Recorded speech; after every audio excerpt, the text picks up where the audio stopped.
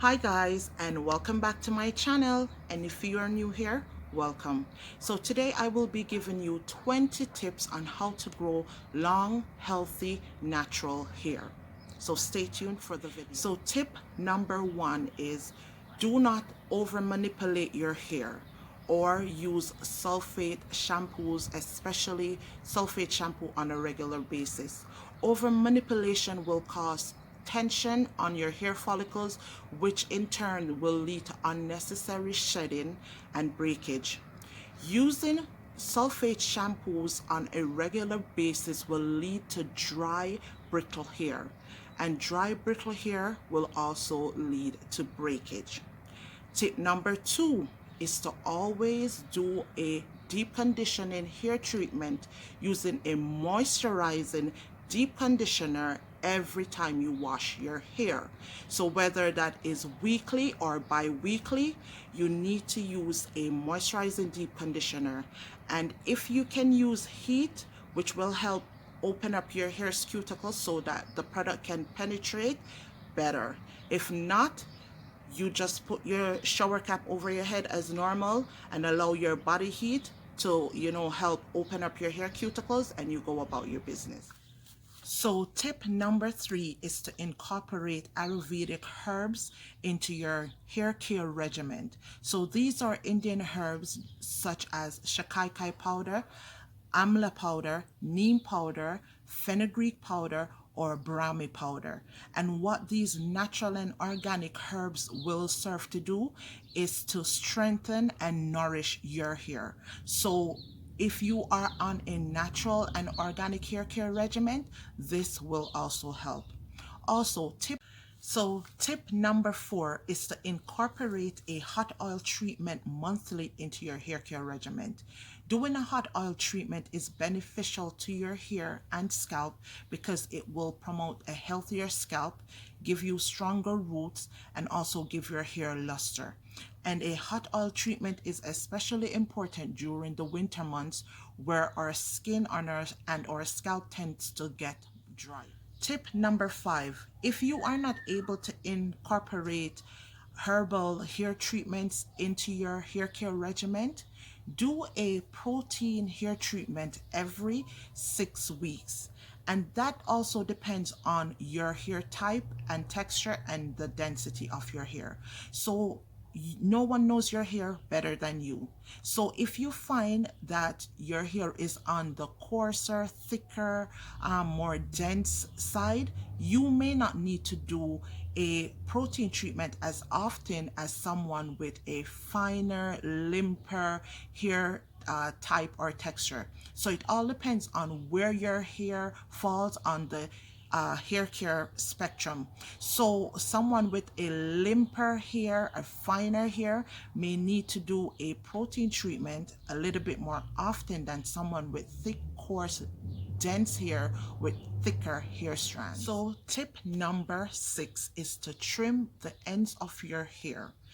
I do not tell anybody to go on a strict regimen as to trimming your hair. You know what your hair needs, and if you find that you're having single strand knots, if you're having more tangles, and you figure that your hair needs a trim, go ahead and do a trim.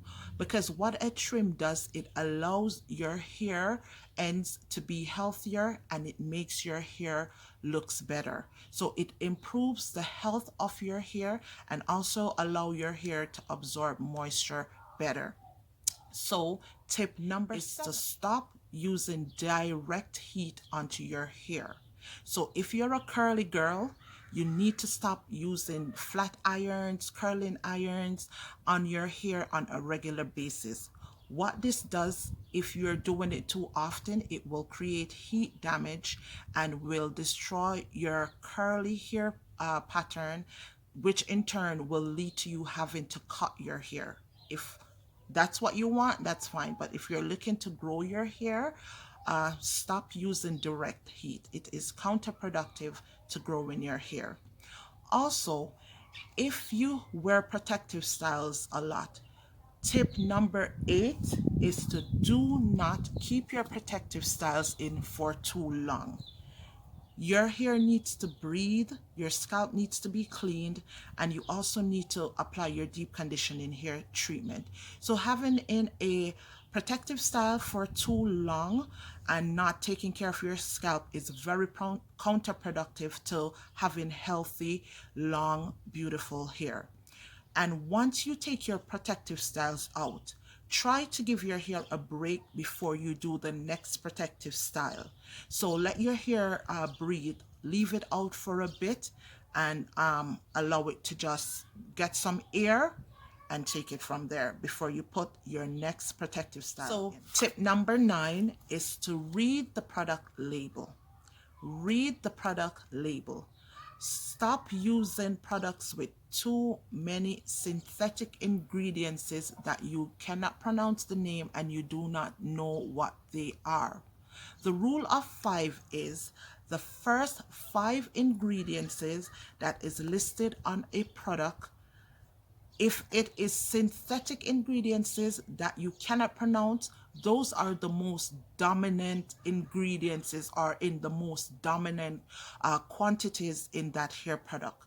So the rule of 5 is if the first 5 ingredients on your label is not natural and organic ingredients that you can pronounce and you know what they are, chances are it's synthetic based. So rule number 10, you guys, is to keep your hair well moisturized. And doing the LCO method or the LOC method helps greatly. What this does is to layer your products onto your hair so it helps your hair to retain the moisture longer. So the LCO method is the leave-in, your cream, and then your oil. And I find that naturals with thick, coarse, dense hair tends to benefit more from the LCO method because it helps your hair to retain the moisture better. And if you have really fine textured hair, the LOC method works great for people that has finer hair texture. So you put your leave-in, a light oil, and then your cream. And also, if your hair is more than a TWA or a teeny weeny afro, moisturize your hair in sections. So as long as you're able to part your hair and grab it, moisturize your hair in sections. Your hair will benefit better. You will have more moisture coverage once you do your hair in sections. And also your hair's porosity will determine what products work best in moisturizing your hair. And I will be doing a video on hair porosity just to give you a better understanding of what hair porosity is. So tip number 11 is to never ever detangle your hair dry. Never ever try to detangle your hair dry.